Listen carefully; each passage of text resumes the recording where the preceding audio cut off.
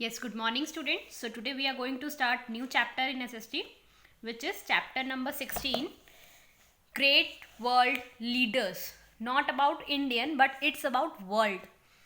The lesson number is 16 and the page number is 92. So students, इस chapter में हम जानेंगे हमारे वर्ल्ड यानी हमारी पूरी दुनिया के कुछ बड़े बड़े लीडर्स के बारे में, जिन्होंने दूसरों को इंस्पायर करने वाली बहुत सी चीज़ें की, जिसकी वजह से लोग आज भी उनसे इंस्पायर होते हैं। उससे पहले मैं आपसे जानना चाहूँगी कि आपकी लाइफ में भी ज़रूर कोई ना कोई ऐसा पर्सन होगा जो आपको इंस्पायर करता होगा, यानी जिसे देखकर आपको लगता होगा that yes I just want to be like him और her. It may be your father, your mother, your siblings as well as your teacher, वो कोई भी हो सकता है। तो हम ऐसे ही कुछ लीडर्स के बारे में जानेंगे जिन्होंने इस वर्ल्ड में अपना कुछ कंट्रीब्यूशन दिया है, यानी वो जो चेंज आए हैं हमारे इस वर्ल्ड में उसमें उनका कुछ ना कुछ कंट्रीब्यूशन है।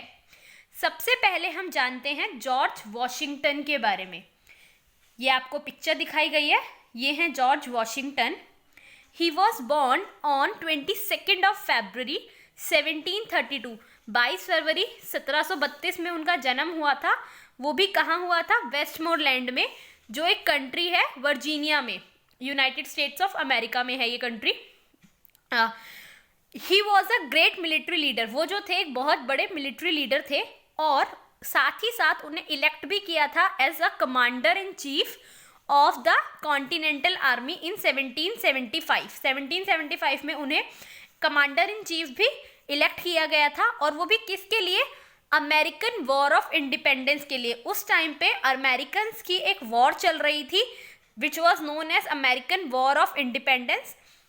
नाम से ही पता चल रहा है उनकी जो ये वॉर थी, ये जो युद्ध था, ये अपनी इंडिपेंडेंस के लिए था, यानी अपनी स्वतंत्रता के लिए था, जो ब्रिटेन में हो रहा था because of some taxation policies.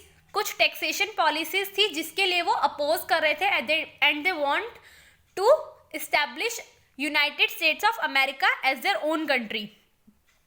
इसे अमेरिकन रिवॉल्यूशन के नाम से भी जाना जाता है। ये ब्रिटिश के अगेंस्ट था, जो मैंने आपको भी बताया, ब्रिटिश यानी ब्रिटेन के लोगों के अगेंस्ट था ये।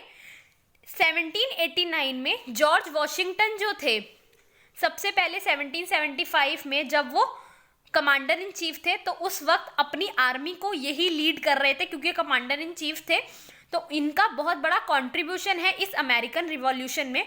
उसके बाद 1789 में यानी 1789 में जॉर्ज वॉशिंगटन जो है, उन्हें first president of United state चुना गया, यानी वो यूनाइटेड स्टेट्स ऑफ अमेरिका के पहले प्रेसिडेंट थे, पहले राष्ट्रपति।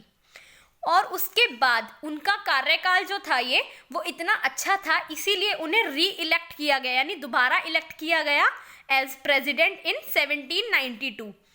ही played a significant role in American revolution. और उसी तरह से उन्होंने लोगों को इतना मोटिवेट किया और उनको लीड किया इस अमेरिकन रिवॉल्यूशन में। और फॉर्मेशन ऑफ यूनाइटेड स्टेट्स जो हुई थी वो आफ्टर इट इंडिपेंडेंस हुई थी, और फाइनली 14 दिसंबर 1799 में उनकी डेथ हो गई। तो स्टूडेंट, उनका एक बहुत बड़ा कंट्रीब्यूशन था अमेरिकन वॉर ऑफ इंडिपेंडेंस के दौरान, क्योंकि उन्होंने लोगों को लीड किया था इस टैक्सेशन पॉलिसीज के अपोज जाने में। उसके बाद आते हैं हमारे नेक्स्ट लीडर जो थे अब्राहम लिंकन। आप लोगों ने इनका नाम भी सुना होगा। He was 16th president of United state of America. वो अमेरिका के 16th नंबर पे राष्ट्रपति बने थे। वो अमेरिका में ही पैदा हुए थे इन 1809। उनके जो फादर थे वो फार्मर थे, और 1861 में लिंकन जो थे वो प्रेसिडेंट बने थे यूनाइटेड स्टेट ऑफ अमेरिका के। जब वो प्रेसिडेंट बने थे ना, उस टाइम पे नॉर्दर्न और साउदर्न स्टेट्स अमेरिका में सिविल वॉर हो रही थी, जो किसके अगेंस्ट थी? स्लेवरी के अगेंस्ट। स्लेवरी क्या होती है स्टूडेंट? जिसे बंधक भी कहते हैं। बंधक बनाना यानी किसी को अपने पास फोर्सफुली बंधक बना के रखना और उससे सारे काम करवाना. It is a practice of owning a person and forcing him her to work without proper wages. बिना उसको प्रॉपर वेजेस यानी उसका जो रोजगार का जो मेहनताना है वो दिए बगैर उससे पूरी तरह काम लेना. तो ऐसा स्लेवरी सिस्टम उस टाइम पे अमेरिका में चल रहा था जिसके अगेंस्ट अब्राहम लिंकन ने आवाज उठाई थी. He was against slavery. वो स्लेवरी के अगेंस्ट थे और ये जो वॉर थी ये नॉर्दर्न स्टेट ने जीती थी. उस टाइम पे अब्राहम लिंकन की पिक्चर यहाँ दिखाई हुई है स्टूडेंट. अब्राहम लिंकन ने उस टाइम पे इमेंसिपेशन प्रोक्लेमेशन इंट्रोड्यूस किया था 1863 में, जिसमें क्या था कि जितने भी स्लेव्स हैं उनको फ्री कर दिया जाएगा यानी उनको छोड़ दिया जाएगा और इस स्लेवरी सिस्टम को ख़त्म किया जाएगा. इसके लिए एक लॉ भी पास किया गया था. उसके बाद उन्हें सेकेंड टाइम 1865 में दोबारा प्रेसिडेंट पद के लिए इलेक्ट किया गया यानी चुना गया. However, he was assassinated on 15 April 1865 और उनको किल कर दिया गया था due to some political issues 15 अप्रैल 1865 को. उसके बाद आते हैं हमारे थर्ड लीडर जो थे मार्टिन लूथर किंग जूनियर. ये उनकी पिक्चर दी हुई है student. Martin Luther king junior जो थे वो 1929 में अटलांटा में पैदा हुए थे. वो one of the greatest leader थे अमेरिकन सिविल राइट्स मूवमेंट के. ये अमेरिकन सिविल राइट्स मूवमेंट क्या थी स्टूडेंट? ये एक मास प्रोटेस्ट था. प्रोटेस्ट मतलब किसी चीज़ का विरोध प्रदर्शन करना अगेंस्ट रेशियल डिस्क्रिमिनेशन. सबसे पहले इसमें आप जानिए रेशियल डिस्क्रिमिनेशन क्या होता है. रेशियल डिस्क्रिमिनेशन होता है practice of treating someone differently on the basis of the color of their skin. मतलब डिस्क्रिमिनेट करना यानी किसी को किसी के अधिकारों से वंचित कर देना क्योंकि उनका कलर ऑफ स्किन जो है वो आपके कलर ऑफ स्किन से थोड़ा डिफरेंस है या अलग है. ये जो प्रैक्टिस थी ये इस तरह का जो हो रहा था ये यूनाइटेड स्टेट्स ऑफ अमेरिका में उस टाइम पे बहुत ज़्यादा हो रहा था क्योंकि वहाँ पर दो कलर के लोग थे. पहले थे white skin people. White skin मतलब बिल्कुल गोरे. और दूसरे थे कलर्ड स्किन पीपल यानी हमारे जैसा जिनका कलर था थोड़ा बहुत. तो दो तरह के ग्रुप्स में वहाँ के लोग डिवाइडेड थे. एक थे वाइट स्किन पीपल, दूसरे थे कलर्ड स्किन पीपल या कलर्ड पीपल. और जो वाइट स्किन पीपल थे ना उनके द्वारा कलर्ड पीपल्स जो थे उनको बहुत ही बैडली ट्रीट किया जाता है यानी बुरी तरह प्रताड़ित किया जाता था हर जगह पे.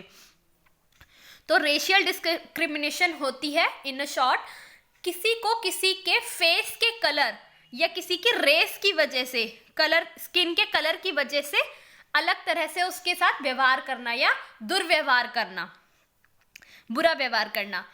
तो मार्टिन लूथर किंग ने क्या किया था वो अगेंस्ट थे इस रेशियल डिस्क्रिमिनेशन के जो उस टाइम पे यूनाइटेड स्टेट्स ऑफ अमेरिका में हो रही थी इन द मिड्स 1950 के टाइम पे. 1950 और 1960 के टाइम पे ये हो रही थी. दो slavery was abolished from United states the coloured people was still treated badly. और ये आज के भी टाइम था कि जब कलर्ड पीपल जो है वहाँ पर वो बहुत बुरी तरह ट्रीट किए जाते थे. तो मार्टिन किंग जूनियर ने उनके इक्वल राइट्स के लिए फॉट किया था यानी लड़ाई लड़ी थी कि नहीं वाइट स्किन पीपल और कलर्ड पीपल जो हैं दोनों को ही बराबर अधिकार दिए जाने चाहिए. किसी भी के साथ किसी भी तरह का कोई भी डिस्क्रिमिनेशन नहीं किया जाना चाहिए. His efforts gathered a large number of supporters and finally a law was passed which gave equal right to the colored people in America. और उनके इन्हीं एफर्ट्स की वजह से क्योंकि वो कंटिन्यू बहुत सारे लोगों को अपने साथ लेकर चल रहे थे, लीड कर रहे थे इस रेसिज्म के खिलाफ, मतलब इस तरह के व्यवहार के खिलाफ. इस वजह से वहाँ पर फाइनली एक लॉ पास हुआ जिसमें कलर्ड पीपल्स को भी वाइट स्किन पीपल के बराबर का ही अधिकार दिया गया, इक्वल राइट दिया गया कि उनके साथ किसी भी तरह का कोई भी भेदभाव नहीं होगा. डिस्क्रिमिनेशन मतलब भेदभाव करना किसी के रंग के आधार पर यानी उसके बॉडी के कलर के आधार पर. और इसके लिए मार्टिन लूथर किंग को एक नोबेल पीस प्राइज भी मिला था 1964 में. सो स्टूडेंट आपने देखा कि उनका कितना बड़ा कंट्रीब्यूशन था इस अमेरिकन सिविल राइट्स मूवमेंट में. उसके बाद आती हैं हमारे नेक्स्ट जो हमारी लीडर हैं, that is a female one, and the name of the leader is mother Teresa. इनके बारे में तो आपने ज़रूर सुना होगा। मदर टेरेसा जो है वो 26 अगस्त 1910 को स्कोपजे इन मैकेडोनिया में पैदा हुई थी। उन्होंने अपनी एजुकेशन जो है वो 18 साल की उम्र तक पूरी कर ली थी, और उसके बाद उन्होंने डिसाइड किया था एक नन बनना। नन मतलब कौन होता है स्टूडेंट? जो दूसरों की सेवा के लिए कार्य करती हैं। जैसे आपने देखा होगा चर्च में कौन होते हैं? पादरी होते हैं, जिन्हें फादर कहा जाता है, तो उनके साथ ही वर्क करती हैं वो नन्स। तो उन्होंने डिसाइड किया था कि वो एक नन बनेंगी, और 1929 में वो इंडिया आई थी, और यहाँ पर आकर उन्होंने पहले एक टीचिंग स्कूल स्टार्ट किया। उसके बाद उन्होंने डिफरेंट टीचिंग स्कूल स्टार्ट किए, जहाँ वो पुअर, उनका जो मेन फोकस था ना स्टूडेंट्स, वो पुअर बच्चों के लिए था। वो क्योंकि उन्होंने जब वो इंडिया आई थी, उन्होंने यहाँ देखा था कि यहाँ बहुत ज़्यादा गरीबी है, बहुत सारे लोग अनएजुकेटेड है, और इसी वजह से वो पुअर हैं। तो उन्होंने यही सोचा था कि मैं कुछ ना कुछ अपना कंट्रीब्यूशन दूंगी और इन पुअर लोगों की हेल्प करने की ट्राई करूंगी। However, she was greatly moved by the condition in which the poor lived in India. जो मैंने अभी आपको बताया कि उन्होंने यहाँ पर आके पुअर्स की जब कंडीशन देखी ना, उनका अनहाइजीनिक लिविंग, अनएजुकेटेड थे वो, इलिटरेट थे, साथ ही साथ उनकी लिविंग कंडीशंस भी कुछ ज़्यादा अच्छी नहीं थी। तो ये देखकर उन्हें बहुत ज़्यादा फील हुआ, and she decided to dedicate her life to helping the poor and needy. तो उन्होंने डिसाइड किया कि वो अपनी पूरी लाइफ गरीब और नीडी लोगों की हेल्प करने में बिता देंगी। ये थी स्टूडेंट मदर टेरेसा।